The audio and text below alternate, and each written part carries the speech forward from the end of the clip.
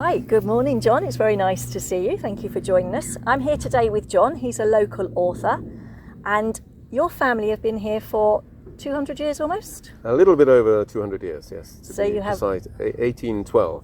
1812. And Yes. who was it that originally came? Your father, your grandfather? Your father sounds a bit rude. Can't have been your father. No, in fact, it was a cousin, a family cousin, Okay. called James Swanston. Mm-hmm. And he was actually 14 when he got onto a boat in Berwick. Okay. They were from the borders in Scotland. Mm-hmm. And that boat was actually destined for the Caribbean island of St. Kitts. Mm-hmm. But like so many other boats, stopping here in the Canaries to do some trade on the way. Did they refuel as well, or restock?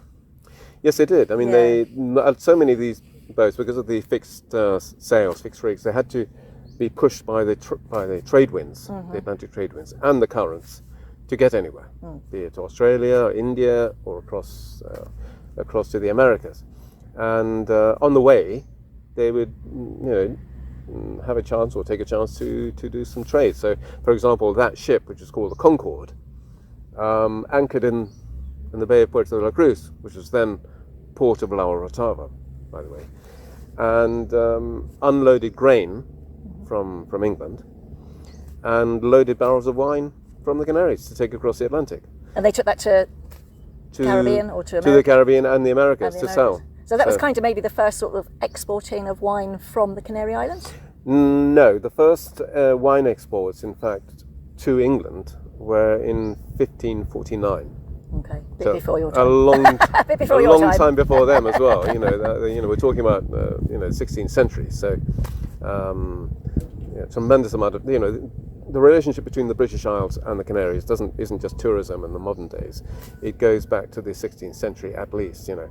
But going back to the Concorde, which anchored here, the Concorde then had to sail east towards Africa Okay. to pick up the trade winds again To blow blow it across. So, and in between the islands of Fuerteventura and Lanzarote, which is the closest islands to Africa, a French privateer came out on a ship called the Marengo, named after Napoleon's horse, Okay. and attacked the British ship. Right. So he captured the British ship and put all the passengers down in Las Palmas in Gran Canaria. Okay. And to be fair on the Frenchman, he was actually recapturing a ship that the British had captured from the French. Because we're talking about we're talking about the Napoleonic Wars. But anyway, that's how we got here. James Swanson, 14-year-old. Of course, 200 years ago, when you were 14, you were already a man, able to work. So. And he came on his own. He didn't come with any family. On his anything. own. Just came on his own. He was going to the Caribbean. He was going to go to join his uncle on the Caribbean island of St. Kitts, Okay. where he had a sugarcane plantation. But he ended up here with no money, no Spanish. He was actually, ironically, he was given a job by a French merchant in Las Palmas. That's how he started here. Okay. And from there, that grew into what sort of Well, business then, or what sort of then industry? James Swanson obviously got a bit of money. He then invited a cousin. No, he told his brother George to come out. George was 15 when he came out, and then they asked another cousin, Thomas Miller Okay. from Melrose in Scotland, to join them, and they started a business in Las Palmas. So they Swanson, were extremely young, weren't they, very to be young. starting so, something so like Swanson and Miller became quite a big company in Las Palmas. that? Okay. And then years later, they invited another cousin called Peter Spence Reid, who was my own ancestor. And he arrived in the year 1849 in Las Palmas. But then they sent him to the Orotava Valley because news was beginning that this place was beginning to thrive with a new sort of British or trade or whatever. So he came here to set up a subsidiary Okay. in Puerto de la Cruz. But in fact, he went his own way. So he separated from the cousins and set up his own Yeah, thing. And his own thing, what was that? That similar sort of Well, his own business? thing was imports and exports. Uh-huh.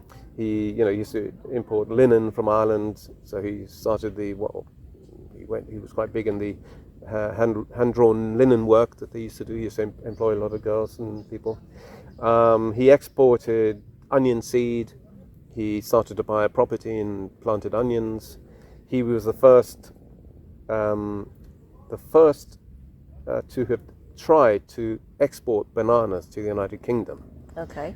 The trouble is, it was the first sort of attempt, and by the time the bananas got to the UK, they were a black gooey mess. I can imagine, because yeah. he actually exported them in the same barrels in which he'd imported wine from Madeira. Without cleaning them out, I suppose. I don't know. But I mean, probably the ship took longer than it was supposed to take. Yeah, because they couldn't judge it, I suppose, No, the winds and what it. have you. You didn't know how long they were going to be. And so there's a long history here. And he had a property. Where did he buy his property then? You mentioned he bought property. First thing he actually bought a property or hired a property in Puerto de la Cruz, in Calle El Sol. Okay. And then he bought a property which is from the Ventoso Cullen family. Okay. Ventoso. Do you know there's a tower in Puerto, a little tower, La Torre Ventoso? Yes. Well, that that is part of a school, Los Agustinos school, and next to that was the Reid's business, the Reid's family business, which he had.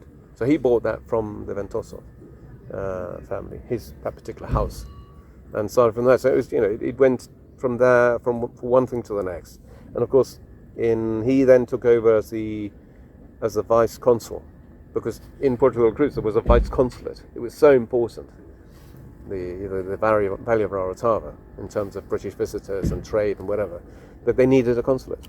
And he took over. He took over. He formed it, or he took it over? No, he took over. I think he was the third or fourth British vice consul. Okay, because the relationship between the British and the Canary Islands is really very important, isn't it? The British.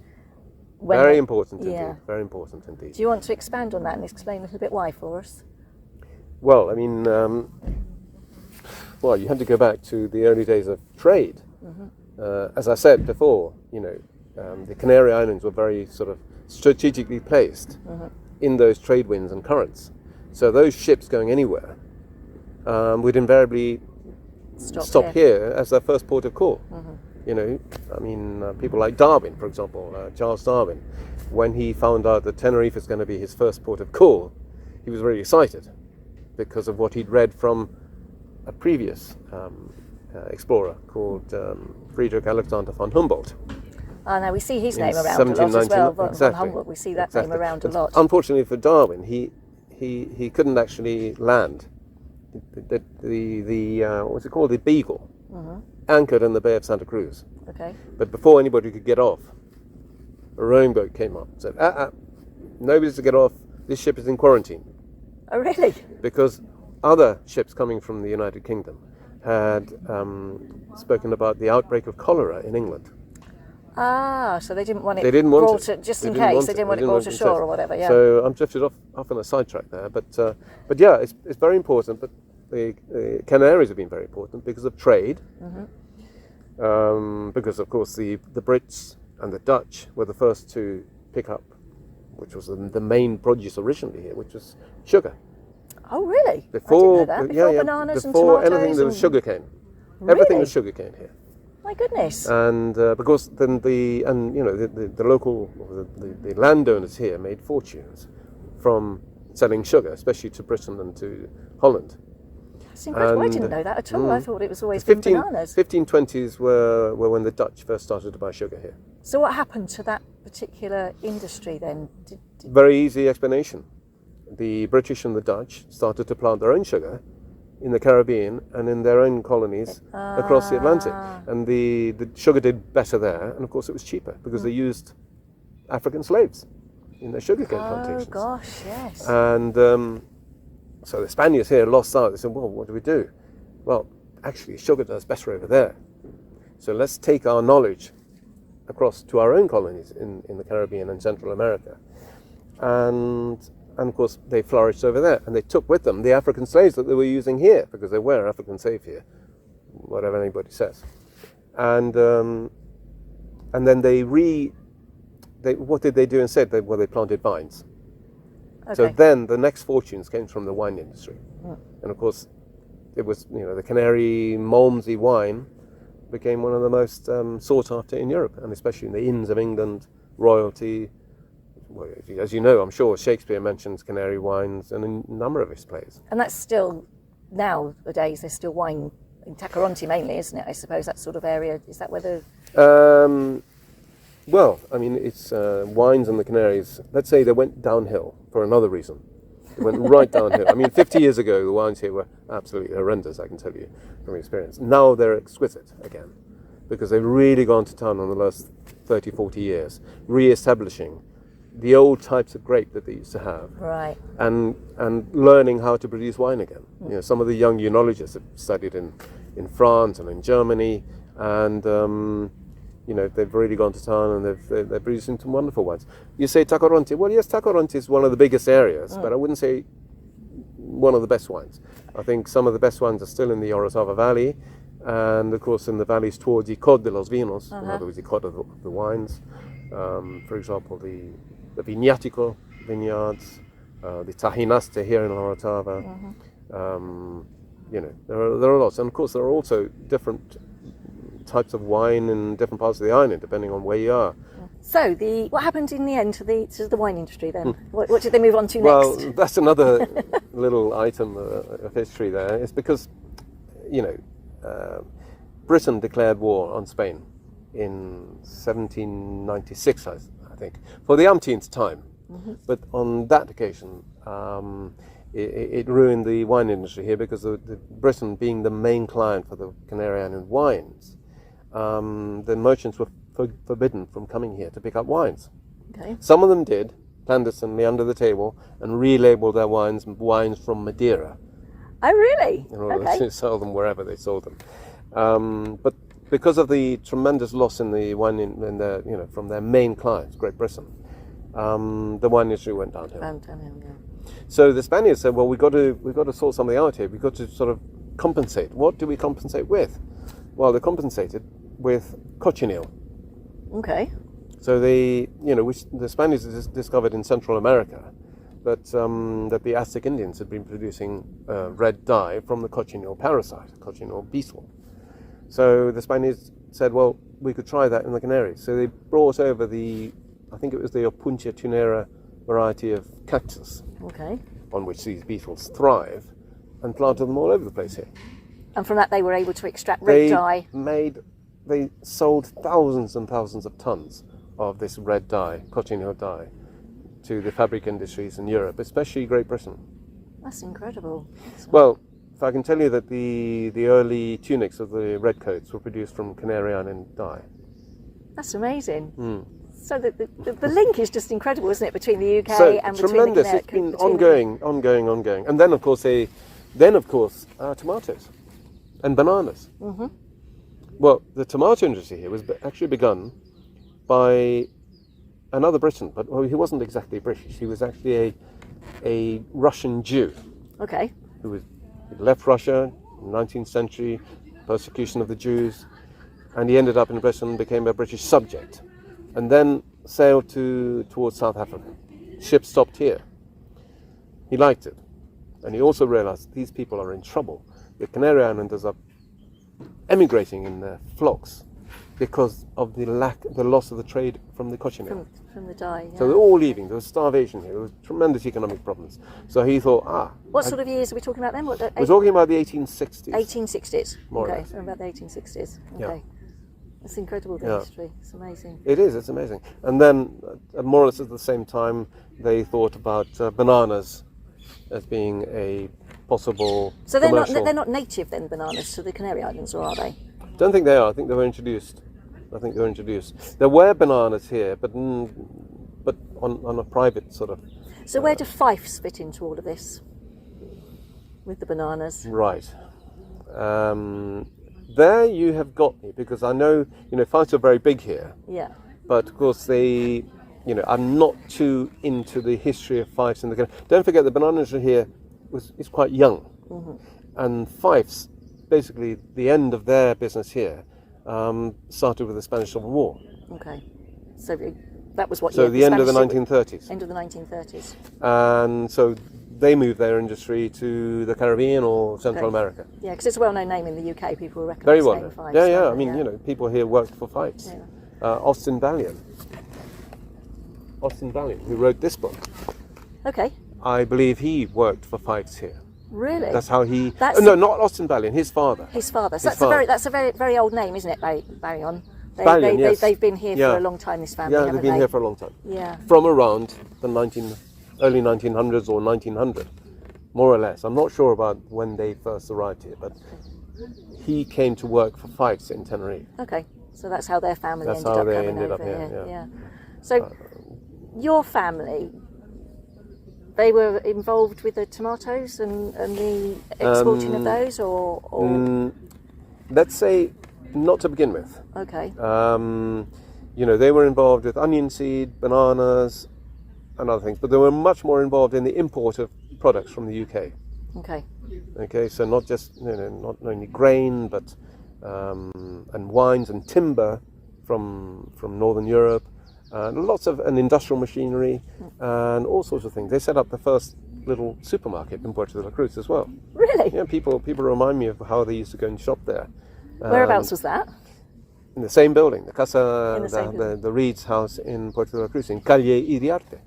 My The goodness, bottom floor was a kind of supermarket. like little supermarket, and It was packed with people all the time. I can imagine. So your cousins, But the tomatoes, going back to the tomatoes, my father went to Africa. My father had me when he was 65, so he was quite old.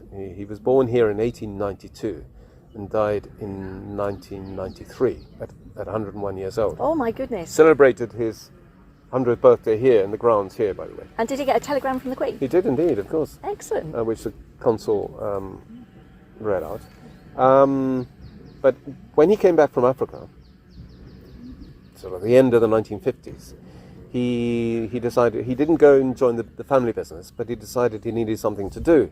So he actually became a representative for a Scottish fruit merchant in Glasgow Okay. called Ian MacLeod. And he used to go around all the tomato growers on the south of the island here, which is where the tomatoes were grown, and pick the best tomatoes to send to Glasgow. To Glasgow. Incredible. Hmm. So going back, you had the eventually the 4 cousins, was it, that came over, or the 5 cousins? Yeah. Yeah. They married Canarian ladies. I mean, what's the history behind your Right. roots and your family? How comes you're here? How come I'm here? Well, basically, obviously, my great grandfather was the first to come here, Okay. Peter Reid. Then he had Thomas, William, and Walter. They had 3 sons. 3 sons. But his wife, Peter Reid's wife, died when she was 32. He couldn't bring up the 3 kids on his own here, so he sent the kids back to Scotland Okay. to be brought up by their aunt. Uh-huh. And one of them, Thomas, developed lung problems. So he was sent back to Tenerife to recover from his lung problems, and he stayed here Now that's and inherited the business. okay. So that's interesting as well that you say about the health. Yeah. It became tourism kind of grew, didn't it, from the fact that the climate here was so very good for people that suffered from breathing difficulties, Tuberculosis and things like that. which was rife in the UK, and so people started coming over here, Yes. and they stayed in the Grand Taro Hotel. Some of them did, but I think before that it was the Martianes Hotel. Okay. So down by the sea, it was known as like a health resort. Before it became a tourist resort, it was a health resort, a sanatorium. A sanatorium. Okay. Yeah, a sanatorium. And that's kind of how the tourism industry kind of started, though, wasn't it? Like a health. I think that's how the modern era of tourism began, or let's say the pre-modern era of tourism began, because I always say that tourism here really began in the 18th century, and then in the 19th century with sort of wealthy British travellers travelling all over the place, and then with geologists like George Allison, astronomers like Charles Piazzi Smythe. He was here in 1856 for 3 months in the summer. All these people, and doctors, all these people started to write articles, send letters back to the UK saying what a wonderful climate this is. Doctors especially. And where were these people staying then? So you've mentioned the Martianes. Was this around about the time the Marquesa Hotel? The Marquesa, yeah. I mean, there weren't hotels here. They began to set up, towards the middle of the 19th century. So the Marquesa, the Monopole, came a bit later. But before that, I mean, the first hotel in Puerto was actually called the Turnbull Hotel. Really? It was an English hotel. And that was located where in today's so sort of... if you go down Calle Blanco, Yes. you come to where it's pedestrian only, and you turn left. It was that house on the corner. Oh, really? Yeah. And that was the first hotel? And that was the Hotel... Turnbull. Turnbull. So that's very Turn- British, very British sounding name. Yeah. So they were obviously Yes. the Turnbull family. But they, I think, they didn't have children. They married into Spanish, and eventually they were known as the Turumbul. Ah, so they became a more Turumbuls. Spanish accent on their names. A bit like the Colligans. Yeah. You know, the Colligans with Irish descent, very big Irish family here, or ex-Irish family here. You know, they first arrived at the end of the 18th century. And Colligan, if I'm not mistaken, is a kind of Spanish sort of derivation of either Colgan or McColgan from Waterford in Southern Ireland. So it's Spanishized as Spanishised. it were. Yeah, Spanishised, Interesting. Yeah. I'd like to talk... So many others. There's so many others. There's loads of family names. Absolutely. Hamilton's is another name that crops up quite a lot. Yeah. Ingram is another name that comes up. Hamilton. And Ingram is another name that crops up a lot as well, isn't it? So lots of British sounding names. Tremendous. Well, you have to look behind us. You've got the All Saints Church parsonage. You know, in front of me you've got All Saints Church, which was, you know, built in or opened in 1892. I think you've got something about the All Saints Church. You've got a... I have, yes. I've got. Let's talk. Seeing as we're sat in the church gardens, let's have a chat about the All Saints. Yeah. The All Saints Church, and any part that your family played in that as well. I understand. Well, this is the I think probably the first leaflet, history leaflet. And it says there that it was for sale for just 10 pesetas. Yes. Or a 10% florin. Or a florin.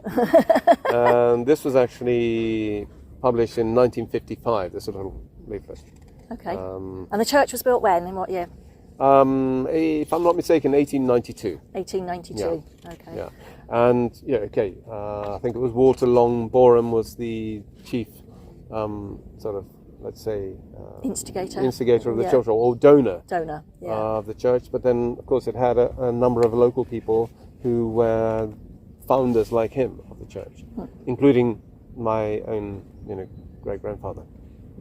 So he was a participant, an original sort of participant in making what, a monetary donation, or did he organising, just organising sort it, of setting it all up? Because it's a very quintessential English church, isn't it? It looks like it's been bought from, yes, the Vicar of Dibley sort of thing, and sort of show my age there with that. But and of course, if you go inside as well, you've got a lot of Englishness or Britishness about it inside as well, and history. I mean, if you look at the font inside the church, it's got 3 names.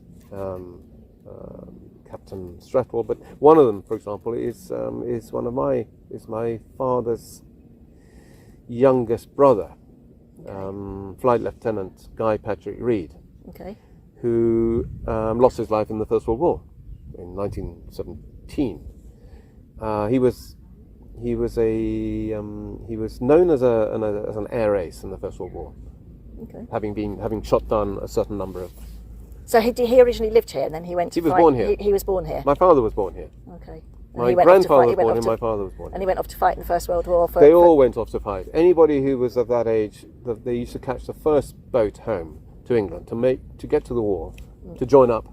Incredible. And then, of course, So what's this pamphlet this was given out to the congregation, or is it just a sort of general little information book for people, or I wasn't around in those days, but I assume it was produced to hand out to people or visitors or whatever, or for them to buy. And interesting as well, it says All Saints Orotava. It doesn't say Puerto de la Cruz, does it?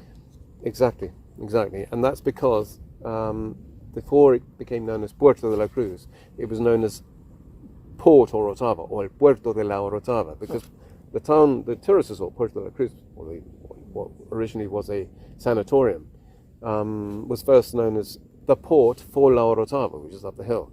Most of the Spanish settlements were halfway up the hills.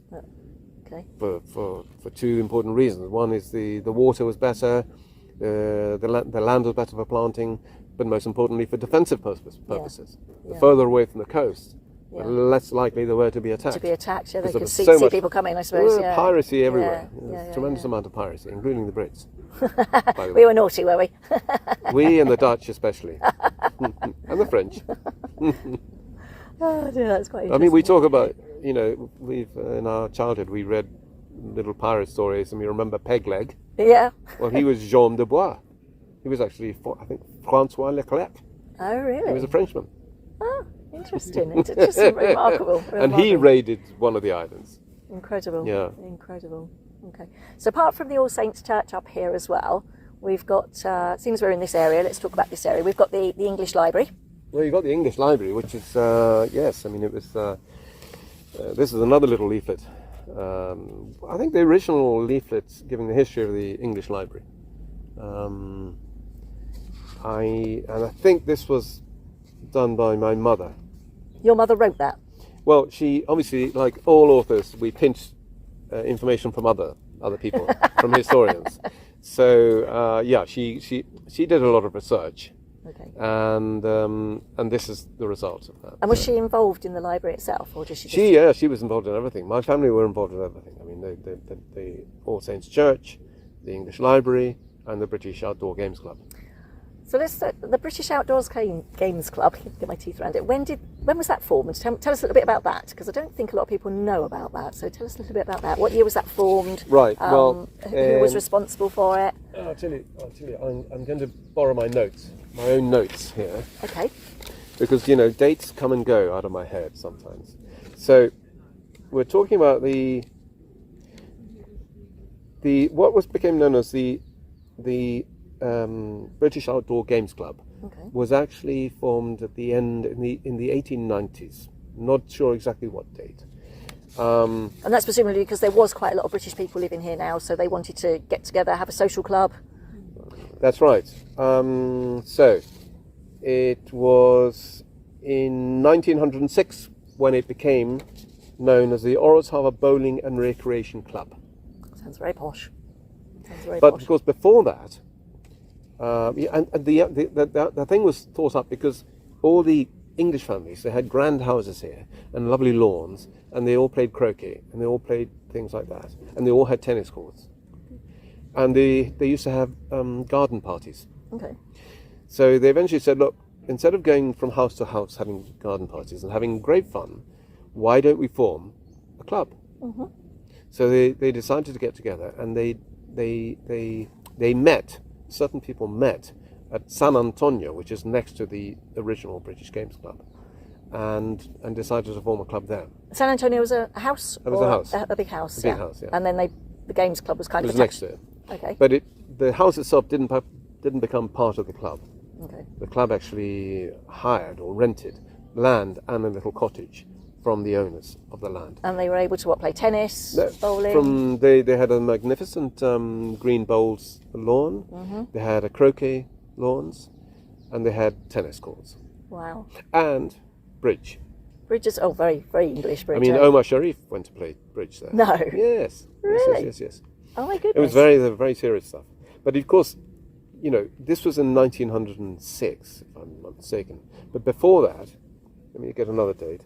In 1896, right? Okay, the first British club was down in Puerto de la Cruz, in Calle Santo Domingo, and it was called the Guanche English Club.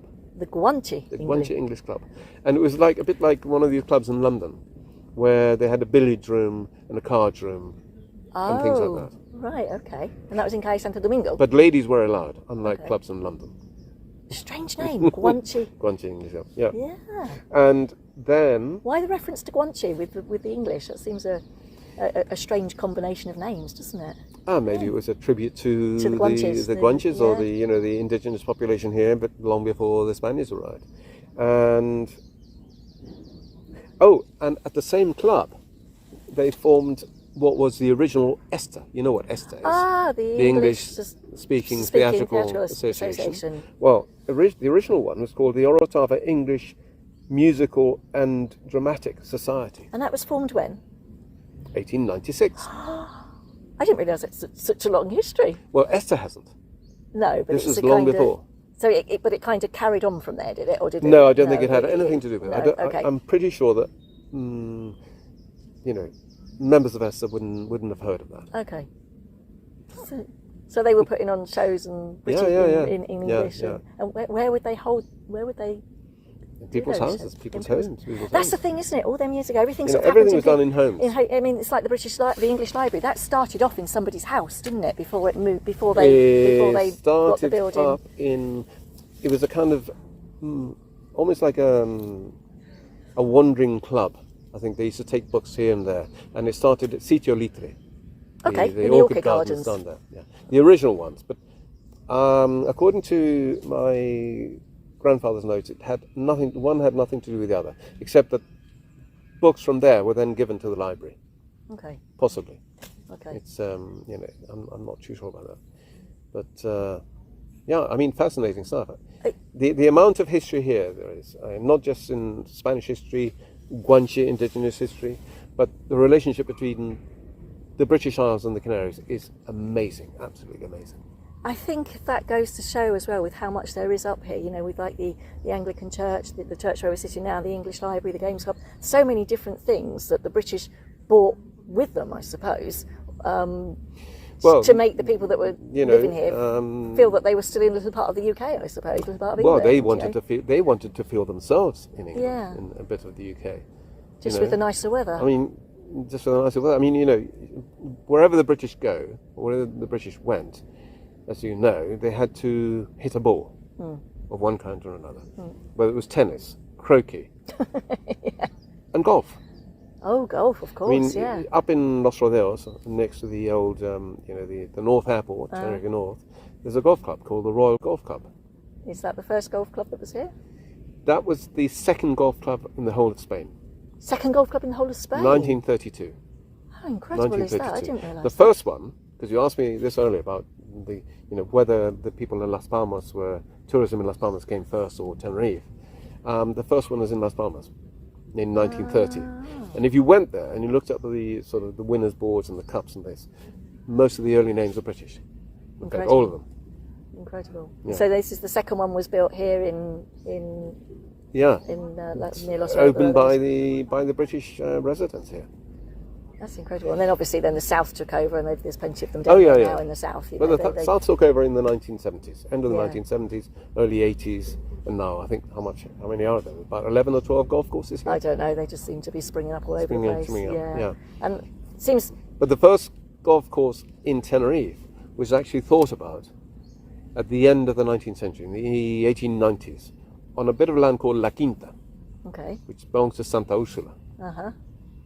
And they tried to set up a golf course there, but nothing happened. Nothing happened. Is that because the land wasn't right, or you? No. I mean, the land. No, I think it was probably a mix of the ownership of the land or something like that. It becomes complicated, doesn't it? That bit of land was actually owned at the time by an Irish lady called Lady Constance Carnochan. Oof. Okay. Who married, I think, one of the Machados. Okay. But they didn't have any offspring. Right.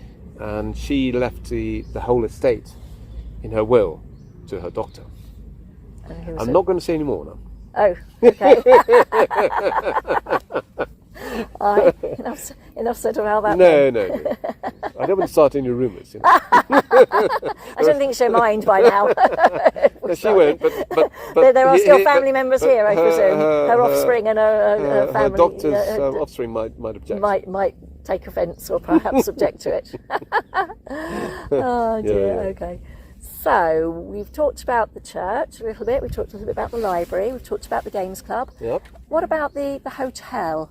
It's currently undergoing a major reformation over there. Oh, yes. It was shut for quite a long time, wasn't it? And I can recall myself it being the casino at one time. How long ago was that? Now, I would say around about the early 1990s. Early 1990s. Okay, that makes sense. I would say. I think it was closed. The whole thing was closed in 1996, more or less. But the hotel was closed 40 years earlier. So what year was the hotel? Do you know any history about the hotel when it was built? Oh, the hotel was actually, I think it was opened in 1892. 1890. And did your family have any? Yeah, a little bit. No, a tiny bit. I mean, not worth even mentioning. They sort of invested in the yeah, tiny bit. They were shareholders. Shareholders in the original and I think company. they were very, very minor shareholders. Okay. And most of the investment was made from England. So banks in England and whatever. But most of the big investors were local people, wealthy local people. They realized this was going to be something grand.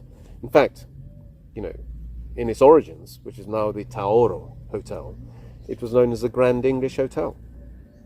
Because it was built by the British, it was the English. Basically, and the English that they came were the and stayed first to take it over, to maintain it. It was, the plumbing was all done by English people. Materials all came from England. That's incredible. Doorknobs, bathroom things, everything was from England. And all of those years ago as well, it was all brought over from England. Oh, so it was, the original slate for the church here was brought from England. Really? Yeah. I mean, I understand the glass stained windows. The glass stained windows, the organ. All came from England as well. All that came from England. But the Taoro was just amazing. It's a palace. But then, it has an up and down history. I think early in the 1900s, it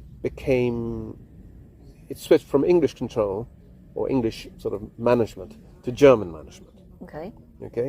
And it became known as the Humboldt Hotel. Okay. The Humboldt Hotel. And it was a grand hotel. Things worked very well until the Second World War. Okay. Then Puerto de la Cruz became a bit like Casablanca, with so many Germans, British, French, Italians, Jews wandering around using the same bars and things like that, like that. And then the hotel, because obviously the loser of the war lost the war, was taken over by the Spaniards. So then it became the Grand Hotel Taoro. Okay. And it remained like that forever. Then it was bought by the state, or by the local authorities here, the Cabildo. And that's when, I'm not going to say what I'm going to say, but that's when things started to go downhill a bit. and then they closed it. It was a great shame. Do you remember what year it was closed? But of course, there was a big fire as well. Right. There was a big fire as well. What I can't remember what year it was closed, but that's when it was closed as a hotel. As a hotel, it was closed. We must be going back to the 1970s. It's a shame because it's such a grand building, isn't it? I mean, it's good to see them working on it and doing it up. It's iconic, isn't it? Perched up on the hill, looking down over towards Puerto. I think the Taoro Hotel, I'm so happy that it's been taken over by the Ritz-Carlton Group. Yeah. Because they know their stuff, don't they? They know their stuff. They're going to make it. The idea is to turn it into a grand hotel with old-fashioned style. Let's hope so. Yeah, that would be great. But obviously, during the work that they've been carrying out over the last 2 years, I think they've discovered, my goodness, we're going to have to spend more money than we thought. Yeah, you can see from the work they're doing, they've taken floors off of it and layers off of it. But it's going to be wonderful again, and it's great for Puerto. I remember people saying that if things had been administered differently, Puerto de la Cruz may well have become a Monaco in the Canaries. I mean, it had the possibility. Yeah. But then when the authorities realised, actually, what people want here is sun and beach, and we've got much more of that on the south side of the island. So they all started to invest in the south. Yeah. And Puerto de la Cruz was a bit left behind. It became like the sad lost little cousin, didn't it, for a little while? Yeah, but it's coming back because it's coming certainly coming back. It's coming back in a big way because I think so. People realise that this side of the island, or the Orotava Valley, has a lot of. Yeah, it's got lots to offer. Lots to offer that isn't available down green, in this. It's lush. It's got a lot. And I think as well, tourists nowadays, they want a little bit more than just laying on the beach and having cheap beer. I think people want to see a bit more, especially the English, I think, and the British, a bit more of their heritage. I don't think people realise quite how much heritage, especially here in the north, there is that comes from the British. I mean, I've noticed that because obviously I'm an official tour guide, and I have a little company called Tenerife Private Tours, and I've noticed a tremendous increase in the number of people here who are actually interested in the history. Talking about that, you've got a tour book, haven't you? An old guide tour book that you were going to show us. But, oh yes. So Indeed. This is one of my favourite books ever. It's like a Bible. It's called Brown's Madeira, Canary Islands and Azores. And Samuel Brown was he used to write guidebooks in the sort of turn of the century, So this one dates from 1913. so there were tours going on. It was a guidebook for all these British travellers. I mean, the English or the British were travelling all over the world, and they wanted to know things. They wanted to know And this where they were book's going. incredible, though, isn't it? Because you were showing me earlier on some of the maps. I mean, there was no Google Earth or anything in those days. No. I mean, so that there's all sorts of maps and Yeah. diagrams that were all There are. that look like they're all hand drawn. I mean, it's just incredible. Yeah, here's Absolutely one incredible. of this is in Portugal, I think. That's in Portugal, yeah. Or the Amazing. Azores, I think. But let's have a look in. What's this? This is There's this is Las Palmas. Palmas, One of yeah. Las Palmas there, Yeah, as it was. amazing, you know. amazing. So yeah, amazing books, and full of detail. The weather and the amount of rain per month, almost per week, almost per day in these things. The detail and the heights and the measurements and the advice as what to wear and what to do here is amazing. Incredible. So that's interesting. You say that you do private tours as well. So we will get some information about that Yes. from you in due course. Yes. There's just one other thing that I'd like to talk about whilst we're just sat here. Yes. And that's this vehicle behind us here, which you arrived in today. Ah, right. my old Boys and their girlfriend. toys. Boys and their toys, as it were. Yes. This has come from the UK? That came from the UK. I bought that in England. I think it was in 1978, and when I was sort of free, and running around, and I still run around and enjoy my life. But I bought it in 1978 and brought it here in 1979 when I was thinking of staying here. Okay. But then I decided I'd better do something else with my life, so I went back to England with it. And I went to university, studied law, politics, and then I did a master's in diplomatic studies. Okay. And this car accompanied me everywhere. So how old is this car? 1976. 1976. Okay, so I'm just a little bit older than it. And it is 1976. you'll have to forgive me. But For me, I'm a woman. It's a Yeah. green car. You have to tell me. It's a green car. Well, It's it was actually burgundy red. Okay. And it was right-hand drive. Okay, so you've had it changed over to. I haven't had it changed over to anything, because when I came back here in 1989, I needed a bit of spare cash, Oh right. and so I sold it. Okay. And I knew there was a slight problem in the engine. So I sold it. Okay. Not very well, but I sold it. And a couple of years ago, here at the All Saints car boot sale, a guy came round who used to sell me parts for the MG, and he said, "What's happened to your car?" I said, "I don't know. But if you find out where it is, I'd love to see it." 2 months later, he contacted me. He said, "I've found your car, and the guy wants to sell it." Oh no! So you're meant to be together, obviously. So Forgive me. What sort of car is it? Oh, sorry, it's an MG Midget 1500 with a Triumph engine. It was at one point right-hand drive when I bought it in England. Now it's left-hand drive because the mechanic whom I bought it from actually did a lot of work on it and Swapped it over so you can safely drive it over here. And it's in really good condition. It looks immaculate, I have to say. I have peered over the top. And I had a look can't at the sell it, leather I'm seats. sorry, because I've been forbidden to sell this car again by my sons. Right, well, I think on that note then, Yes. I think it's been a very interesting morning. Thank you very much indeed for your Thank time. you very much. It's been a much pleasure. appreciated. And yeah, maybe we'll get together and talk a bit more about some other things. I'd love to, absolutely love to. There's so much more to talk about. Thank you.